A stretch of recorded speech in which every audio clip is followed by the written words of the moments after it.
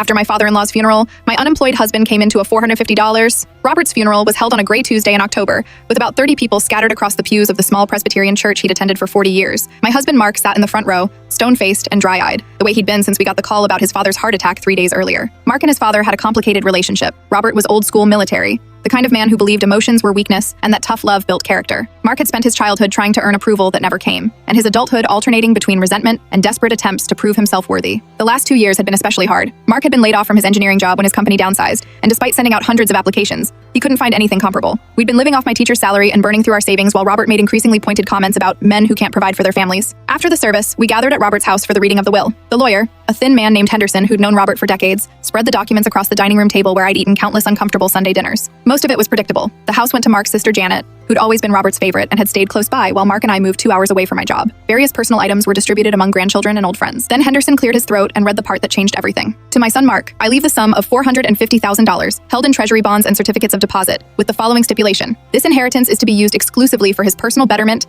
and professional development, and may not be accessed or controlled by his spouse in any capacity. The room went silent. Janet's eyes widened, and Mark's face went pale. Henderson continued. The inheritance is to be held in a trust, with Mark as the sole beneficiary. Any attempt to transfer funds to joint accounts or to share financial access with his spouse will result in forfeiture of the entire amount to charity. I felt like I'd been slapped. Robert had left Mark nearly $500,000, but had specifically structured it to exclude me from any involvement whatsoever. This is to ensure, Henderson read from what was apparently a letter Robert had written to accompany the will, that Mark learns to stand on his own 2 feet as a man and provider without relying on his wife's income or allowing her to make financial decisions that should be his responsibility. The drive home was silent. Mark stared out the passenger window while I gripped the steering wheel, trying to process what had just happened. When we got to our apartment, he went straight to the bedroom and closed the door. I sat in our tiny kitchen, surrounded by stacks of unpaid bills and job rejection letters, trying to understand how we'd gone from struggling to pay rent to having access to more money than we'd ever dreamed of, while somehow being more financially divided than we'd ever been. When Mark finally came out, his eyes were red. He never trusted me, he said quietly. Even in death, he had to control everything. What are you going to do? Mark sat down across from me at our rickety table. I don't know. I mean, it's enough money to go back to school, get an MBA, maybe start my own consulting business. Everything I've been talking about doing if we could afford it, but I can't be part of any of it. The lawyer said any attempt to share access would void the whole thing, even putting it in a joint account. We talked until dawn, trying to figure out how to navigate this bizarre situation. The inheritance could transform Mark's career prospects and our entire future, but only if I remained completely excluded from any financial decisions or planning. Robert had managed to give his son the resources to succeed,